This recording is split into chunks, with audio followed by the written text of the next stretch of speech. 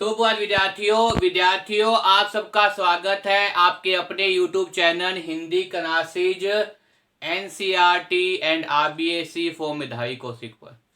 देखिए विद्यार्थियों, बहुत ही महत्वपूर्ण प्रकरण चल रहा था अपठित पद्यांश के प्रश्न।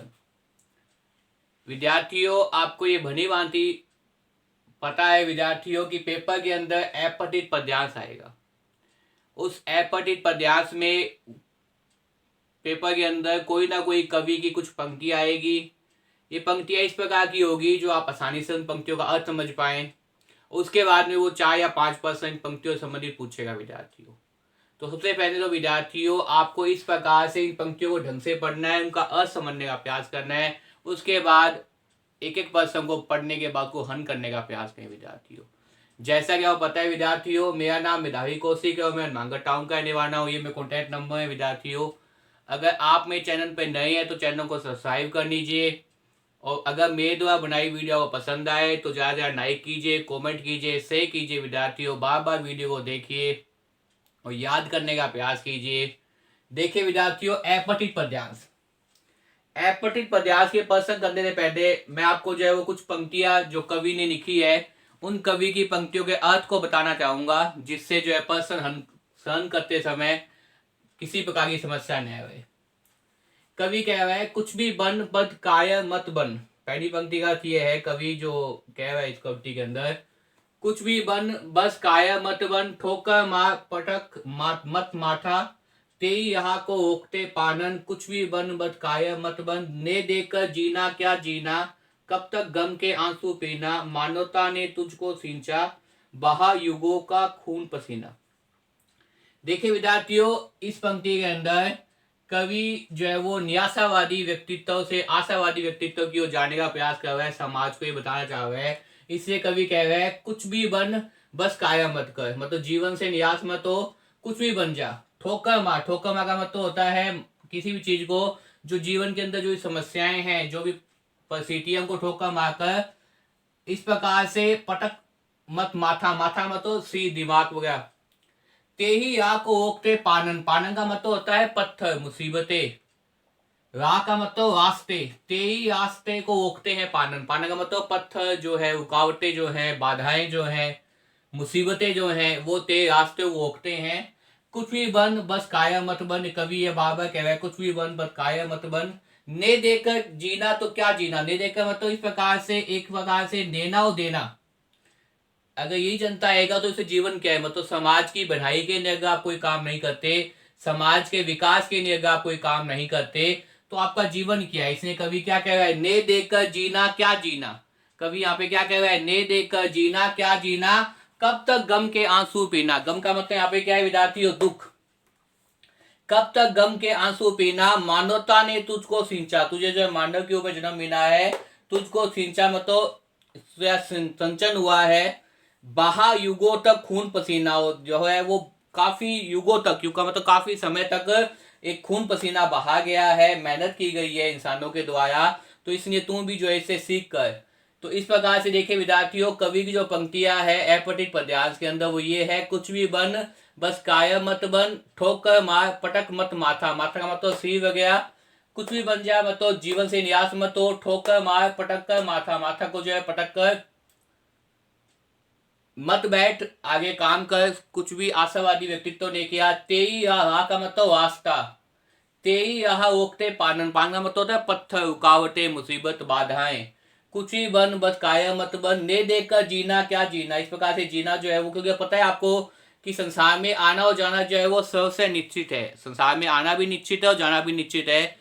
तो इसलिए जो भी समय आपको मिला है संसार के अंदर, उसमें कुछ ऐसे कर्म करो, कुछ ऐसे काम करो जिससे जो है वो समाज के विकास में आपका योगदान हो पाए, समाज की तरक्की में, समाज को आगे ले जाने में आप कुछ सहायक सिद्ध हो पाए।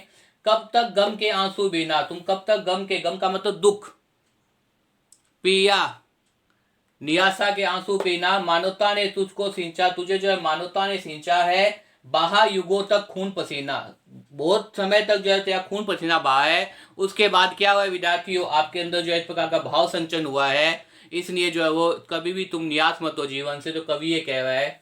मुझे उम्मीद है विद्यार्थियों कविता की पंक्तियों का आपको समझ में आ गया होगा। बहुत ही सीधी और बहुत ही सरल लैंग्वेज के अंदर बताने का प्रयास किया गया है कविता के अंदर।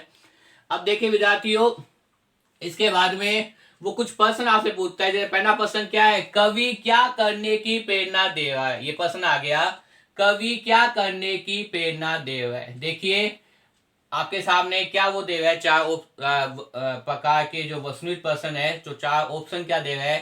पहला क्या है, गम के आंसू पीने की। क्या कह रहा है, गम के आंसू पीने की, आत्मसमर्पण करने की।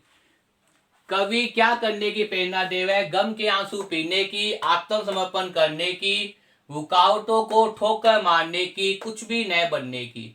अब देखिए विद्यार्थियों, जैसा कि कविता की पंक्तियां बता रही है आपके सामने, इन कविता की पंक्तियों के देखने के बाद में आपको ये पता चल रहा है कवि क्या करने की प्रेरणा दे रहा है। कवि जो इस कविता के अंदर जो आपके सामने कविता दिखाई दे रही है, कुछ भी बन बस काया मत बन के अंदर, वो सबसे पहली बात तो क्या कह रहा है, वो देखिए इस पंक्ति को देखिए, कब तक गम के आंसू पीना है। तो वो ये कह रहा है कि कब तक आप इस प्रकार से दुख के आंसू पियोगे। तो इसलिए जो पहला ऑप्शन है कौन सा भाई, गम के आंसू पीने की, ये ऑप्शन यहाँ पे गलत हो जाता है, क्योंकि वो खुद ही प्रश्न बता रहा है। ये देखिए विद्यार्थियों, कब तक गम के आंसू पीना, वो आपके सामने समय ही जो है वो इस प्रकार के पर्सन, इसे क्या बोलते हैं विद्यार्थियों, कौन सा चिन्ह है, पर्सनवाचक चिन्ह।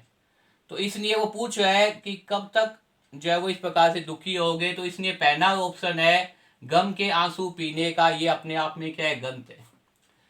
आत्मसमर्पण करने की, दूसरा जो ऑप्शन हम देखें वो क्या है, आत्मसमर्पण करने की। तो इस प्रकार की पंक्तियों के अंदर कहीं भी उसने तो क्या कहा है कि इस प्रकार से आप जीवन से निराश मत हो, कायर मत बन, उसने लिखा हुआ है देखिए, कायर मत बनो। कायर बनने का मतलब क्या है, आत्मसमर्पण करना। इसलिए ये ऑप्शन भी गलत हो जाएगा, आत्मसमर्पण करने की ये प्रेरणा भी कवि जो है वो इन पंक्तियों में नहीं दे रहा है। विद्यार्थियों, जैसा मैं प्रत्येक वीडियो बताता हूं कि आप सबसे पहले तो चार जो आपके सामने ऑप्शन होते हैं, उन ऑप्शनों में से गलत ऑप्शनों को काटते रहिए, उसके बाद आपके सामने निश्चित रूप से सही उत्तर मिलेगा। विद्यार्थियों, पढ़ाने का एक ही तरीका है कि आपके प्रश्न गलत न हो। तो इसलिए भाई ध्यान से देखिए कि कविता की पंक्तियों के अंदर क्या भावार्थ दे रहा है।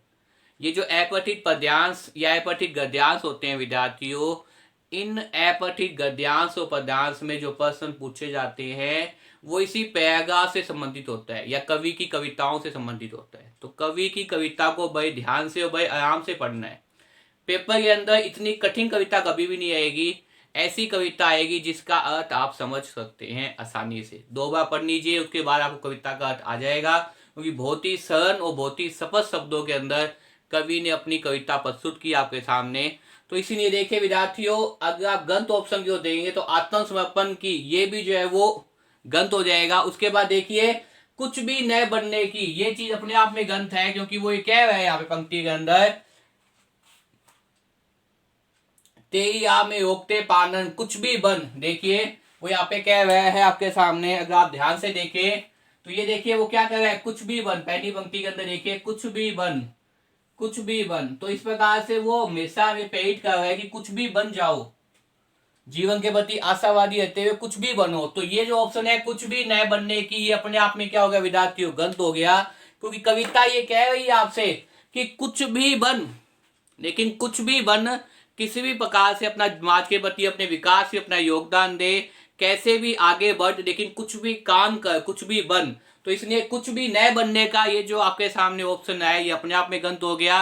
इस प्रकार से तीन ऑप्शन गलत हो गए। तो एक ऑप्शन जो सही है वो क्या है, रुकावटों को ठोकर मारने की। ये जो प्रश्न है पहला, इसका उत्तर क्या हो जाएगा विद्यार्थियों, रुकावटों को ठोकर मारने की।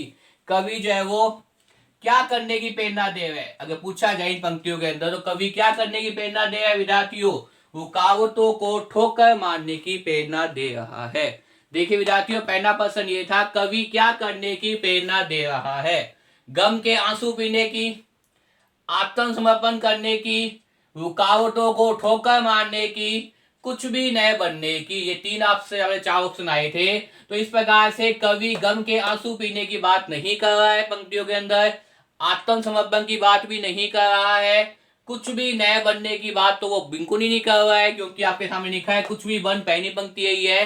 तो इस प्रकार से इस प्रश्न का जो उत्तर होगा वो क्या होगा, रुकावटों को ठोकर मारने की। कवि क्या करने की प्रेरणा दे रहे हैं, रुकावटों को ठोकर मारने की। क्या करने की विद्यार्थियों, रुकावटों को ठोकर मारने की। किसको ठोकर मारने की, रुकावटों को ठोकर मारने की। ये जो है वो प्रेरणा दे रहा है।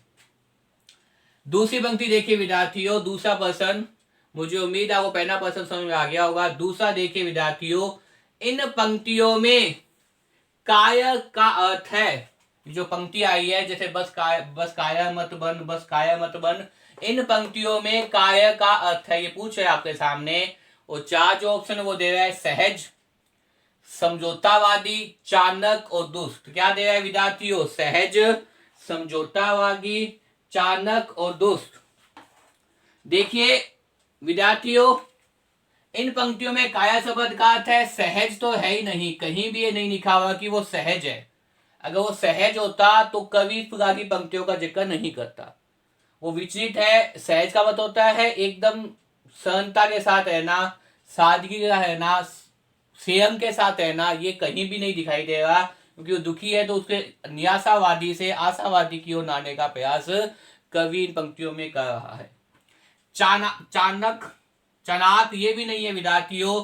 दुष्ट, दुष्ट का तो मतलब ही नहीं है, कहीं भी ऐसा नहीं लिखा हुआ कि व्यक्ति क्या है। व्यक्तित्व के प्रकार के बारे में इन पंक्तियों में नहीं बताया गया है कि व्यक्तित्व अच्छा है, बुरा है, दुष्ट है, प्रेरणादायक है, इस प्रकार के कहीं भी इन पंक्तियों में नहीं दिया गया। तो इस प्रकार देखिए विद्यार्थियों, हाँ ये आपके सामने दिया गया, एक बात देख सकते हैं अगर ध्यान से देखें तो, ने देकर जीना क्या जीना, उसने बात कही है, ने देकर जीना क्या जीना। और ने देकर जीना का मतलब क्या होता है, जहां लेन देन हो जाता है विद्यार्थियों, वहां क्या चीज दिखाई देती है, समझौता। क्योंकि लेन देन, किसी को कोई चीज देते हैं, किसी को कोई चीज देते हैं, तो हमारे बीच में क्या होता है, एक समझौता हो जाता है कि हम इस समय बाद में चीज लौटा देंगे। इसी प्रकार से यहाँ पे देखिए, जो इन पंक्तियों में जो काय शब्द का अर्थ है वो क्या हो जाएगा विद्यार्थियों, वो आपके सामने हो जाएगा समझौतावादी। क्या हो जाएगा विद्यार्थियों, समझौतावादी। कवि कह रहा है ने देकर जीना क्या जीना, तो ने देकर जीना यहाँ पे क्या होता है, समझौते संबंधित है। तो इसलिए इन पंक्तियों में काय शब्द का अर्थ क्या हो जाएगा, समझौतावादी हो जाएगा। क्या हो जाएगा विद्यार्थियों, समझौतावादी। तीसरा प्रश्न देखे विद्यार्थियों, मुझे उम्मीद आपको दूसरा प्रश्न समझ में आ गया होगा। प्रश्न नंबर 3 देखिए, कुछ भी बन, कुछ भी बन बस काय मत बन, कवि ने क्यों कहा। सीधा प्रश्न आ गया, कुछ भी बन बस काय मत बन, कवि ने ऐसा क्यों कहा। कुछ भी बनना आसान है, कुछ भी बनना मुश्किल है, काय मनुष्य का जीवन व्यर्थ है, काय मनुष्य अच्छा नहीं होता। देखिए विद्यार्थियों, कुछ भी बन बस काय मत बन, कवि ने ऐसा क्यों कहा, आपके सामने प्रश्न है। तो पहला जो ऑप्शन वो है, कुछ भी बनना आसान है, कुछ भी बनना आसान है, कुछ भी बनना मुश्किल है, काय मनुष्य का जीवन, काय मनुष्य का जीवन व्यर्थ है, काय मनुष्य अच्छा नहीं होता। देखिए कुछ भी बनना आसान है, अगर कुछ भी बनना आसान होता तो ही बन जाते, अगर कुछ भी बनना आसान होता तो ही बन जाते। इसलिए ये ऑप्शन जो है वो अपने आप में गलत है। कुछ भी बनना मुमकिन है, और ये भी आपको पता है कि अगर आपने कोई चीज सोच रखी है तो उसके प्रति सोचने के बाद जब आप मेहनत करते हैं तो क्या हो जाएगा विद्यार्थियों, कुछ भी बनना मुमकिन है। ये भी चीज क्या है, वास्तव में गलत है। काय मनुष्य अच्छा नहीं होता, कुछ भी बन बट काय मत बन, काय मनुष्य अच्छा नहीं होता, ये भाव निकलना है। लेकिन ये जो चीज है, काय मनुष्य का जीवन व्यर्थ है, ये जो है वो आपके सामने इस प्रकार से जो है वो सही उत्तर मिल रहा है। क्योंकि क्योंकि यहाँ पे कहा गया है, कुछ भी बन, कुछ भी बन बस जो है वो काय मत बन, कुछ भी बन बस काय मत बन। कवि ने ऐसा क्यों कहा है, तो क्यों कहा है, काय मनुष्य का जीवन व्यर्थ है। क्यों कहा है, काय मनुष्य का जीवन व्यर्थ है, काय मनुष्य का जीवन क्या है, व्यर्थ है, इसने कहा है विद्यार्थियों। मुझे उम्मीद है विद्यार्थियों आपको तीसरा प्रश्न समझ में आ गया होगा। अब देखिए विद्यार्थियों, चौथे प्रश्न की ओर चले तो, पानन शब्द का पर्यायवाची है। अब पूछा गया इतने भाषा विज्ञान के हिसाब से, पानन शब्द का पर्यायवाची है, मेहमान, पेड़, पत्थर, पर्वत। मेहमान, पे, पत्थर, पर्वत। अब देखिए विद्यार्थियों आपके सामने पानन शब्द का पर्यायवाची है। देखिए पानून होता है तो मेहमान हो जाता। पेपर के अंदर बहुत ही सावधान से देखा जाए तो पानून एक शब्द होता है। इसका मतलब क्या होता है? अगर मानो ये शब्द लिखा होता, इसका अर्थ होता है मेहमान, लेकिन यहाँ क्या लिखा है? पानन लिखा हुआ है, ऊ की मात्रा नहीं है, इसलिए मेहमान का पर्यायवाची नहीं होगा। अतिथि, देवो भवे, अतिथि, पानून, मेहमान, ये सब क्या है? पर्यायवाची है, लेकिन वो पानून का ऊ की मात्रा नहीं होती है विद्यार्थियों। यहाँ पानन है, तो देख लीजिए बहुत ध्यान से। इसीलिए सबसे पहला ऑप्शन क्या दिया गया है? मेहमान दिया गया है, ताकि विद्यार्थी जब पेपर को सहन करेंगे, पेपर परीक्षा के अंदर, तो उस समय वो क्या करेंगे? तुरंत पानन देखते ही वो पूरा तो देखेंगे नहीं, मेहमान को टिक कर देंगे। जो कि मेहमान जो है वो इस प्रकार से इस प्रश्न का उत्तर नहीं है। पानन का मतलब मेहमान नहीं होता, वो पानून होता है, ऊ की मात्रा लगती है, वो क्या होता है? पानून होता है। इसका अर्थ क्या होता है विद्यार्थियों? इसका अर्थ होता है मेहमान, लेकिन पानन शब्द का अर्थ मेहमान नहीं होता। देखिए पैर, ये तो अपने आप में गलत है, पैर तो मतलब ही नहीं है, पांव, पैर, ये जो है पानन शब्द के पर्यायवाची शब्द नहीं है। पर्वत, पर्वत का मतलब भी नहीं है पर्यायवाची, कोई पर्वत के पर्यायवाची होते हैं गिरी, गिरिराज, ये क्या है? पर्वत के पर्यायवाची है। इस प्रकार से देखा जाए तो आपके सामने एक ऑप्शन बचता है, वो क्या बचता है? पत्थर। पानन का मतलब क्या होता है? पत्थर होता है, क्योंकि यहाँ पे आया हुआ है आपके सामने, देखिए शब्द आके आया हुआ है, तेही राह ओकते पानन। ये देखिए तेही राह ओकते पानन, मतलब राह का मतलब क्या बताया था विद्यार्थियों? रास्ता। रोकने का मतलब रुकना, किसी किसी प्रकार से रास्ते को रोकना। और पानन का मतलब क्या होता है विद्यार्थियों? पत्थर, बाधाएं, मुसीबतें, संकट जो हमें आते हैं। तो इसलिए यहाँ जो है वो आपके सामने जो चौथा प्रश्न है पूछा गया है, पानन शब्द का पर्यायवाची है। तो पानन शब्द का पर्यायवाची क्या है विद्यार्थियों? अगर देखा जाए तो क्या हो जाएगा विद्यार्थियों? पत्थर। क्या हो जाएगा विद्यार्थियों? पत्थर। मुझे उम्मीद है विद्यार्थियों चौथा प्रश्न समझ में आ गया होगा। अब अंतिम प्रश्न की ओर देखिए। अंतिम प्रश्न ये बता रहा है आपके सामने कि कवि के अनुसार किस प्रकार का जीवन व्यर्थ है। अंतिम जो प्रश्न है वो ये बताया जा रहा है, कवि के अनुसार किस प्रकार का जीवन व्यर्थ है। कवि के अनुसार किस प्रकार का जीवन क्या है? व्यर्थ है, अच्छा नहीं है, सही नहीं है। आशावादिता, समझौतावादी, आशावादी, समझौतावादी, खून पसीना बहाकर, रुकावटों को ठोकर मारकर। देखिए विद्यार्थियों अगर इस प्रकार से पंक्ति को देखा जाए तो कवि के अनुसार किस प्रकार का जीवन व्यर्थ है, व्यर्थ का मतलब सही नहीं है। तो आशावादी, कवि तो खुद ही कह रहे हैं पंक्तियों के अंदर कि हमें क्या होना चाहिए भाई? आशावादी होना चाहिए। तो वो कैसे मान सकता है कि आशावादी व्यक्तियों का जीवन व्यर्थ है या गंत है? क्योंकि आशावादी तो कविता खुद ही कह रही है कि व्यक्तियों को निराशा से आशावादी होना चाहिए, सकारात्मकता पूर्ण सोचना चाहिए। तो इसलिए कवि इस प्रकार का ऑप्शन अगर वो आपके सामने दे रहे आशावादिता, तो ये गंत है, क्योंकि क्या है? कवि के अनुसार किस प्रकार का जीवन व्यर्थ है, तो आशावादी, ये पूर्णतः गंत है। क्योंकि आशावादी बनने के लिए कविता में बहुत बार कहा गया है कि निराशा से बाहर निकलना, इसलिए ये पोर्शन क्या हो जाएगा? गंत हो जाएगा।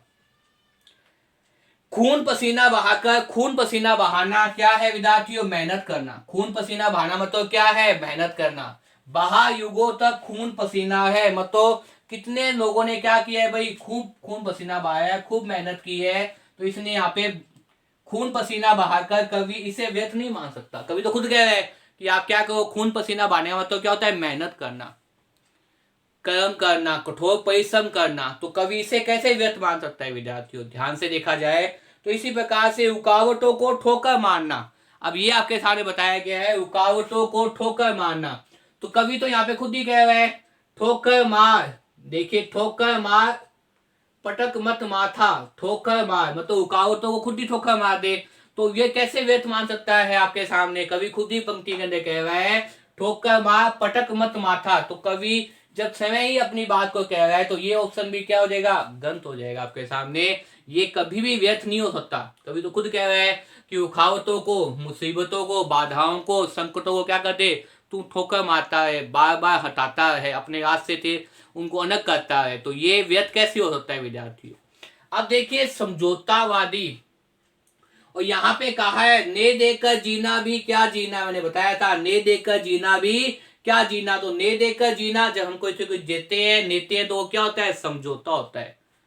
एक तरह से समझौतावादी, वादी का मतलब, वाद का मतलब सिद्धांत होता है, समझौतावादी सोच। तो इसलिए यहाँ पे क्या है, समझौतावादी। ये ऑप्शन जो है वो कवि ने कहा है कि कवि के अनुसार किस प्रकार का जीवन व्यर्थ है। तो अगर पूछा जाए आपसे कवि के अनुसार किस प्रकार का जीवन व्यर्थ है, तो क्या हो जाएगा, समझौतावादी। क्या हो जाएगा विद्यार्थियों, समझौतावादी। तो मुझे उम्मीद है विद्यार्थियों कि वो पांचवा प्रश्न है उसके अंदर जो सही उत्तर वो क्या है, समझौतावादी है। कवि खुद कह रहा है ने देकर जीना तो क्या जीना। यहाँ पे कह रहा है, खुद ही प्रश्नवाची चिन्ह लगा हुआ है, क्या जीना, मतलब वो किसको व्यर्थ मानता है, वो समझौतावादी दृष्टिकोण को व्यर्थ मानता है। मुझे उम्मीद है विद्यार्थियों आपको इस प्रकार से जो है वो ये पांचवा प्रश्न समझ में आ गया होगा। अगर देखा जाए कुछ भी बन बस काया मत बन, इस पे कौन सा अलंकार है। पहली पंक्ति के अंदर देखा जाए कि कुछ भी बन बस काय मत बन, तो देखिए कुछ भी बन बस काय मत बन। और मैंने कहा था जब क्या होता है भाई, किसी भी वर्ण की पुनरावृत्ति होती है निश्चित क्रम के अंदर, तो वहां पे क्या होता है विद्यार्थियों, वहां अनुप्रास अलंकार होता है। तो देखिए यहाँ पे कुछ भी बन बस काय मत बन, तो यहाँ देखिए इस प्रकार से जो है वो वर्णों की आवृत्ति हो रही है, तो इसलिए यहाँ पे कौन सा अलंकार हो जाएगा, अनुप्रास अलंकार हो जाएगा। कौन सा अलंकार हो जाएगा विद्यार्थियों, अनुप्रास अलंकार हो जाएगा। ये पूछा जाए कि इस पंक्तियों के अंदर किस प्रकार का काव्य गुण है, आपको आपसे ये पूछा गया है किस प्रकार की पंक्तियों के अंदर कौन सा काव्य गुण है। तो मैंने बताया था आपके सामने काव्य गुण कितने होते हैं, 3 ही होते हैं विद्यार्थियों, प्रसाद, ओज और माधुर्य।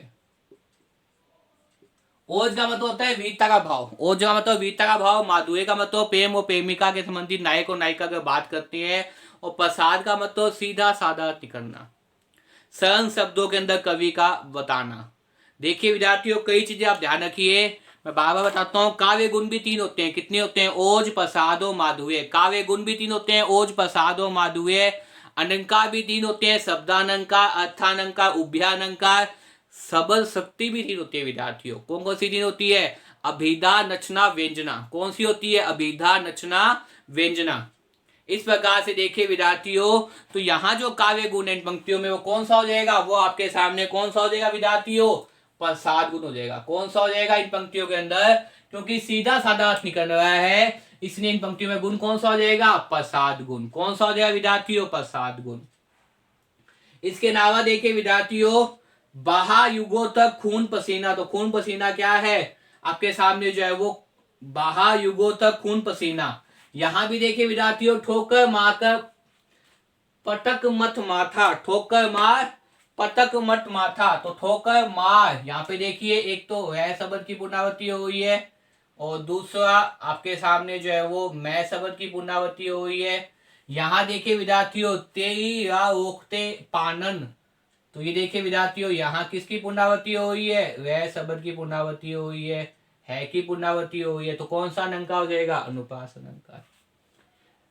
कुछ भी बन बस काय मत बन, वो पंक्ति आएगी अनुप्रास अलंकार के अंदर। यहाँ पे कई शब्दों की वर्णों की आवृत्ति हुई है, शब्दों की आवृत्ति हुई है। ने देकर जीना तो क्या जीना, यहाँ भी देखिए विद्यार्थियों आवृत्ति हुई है शब्दों की।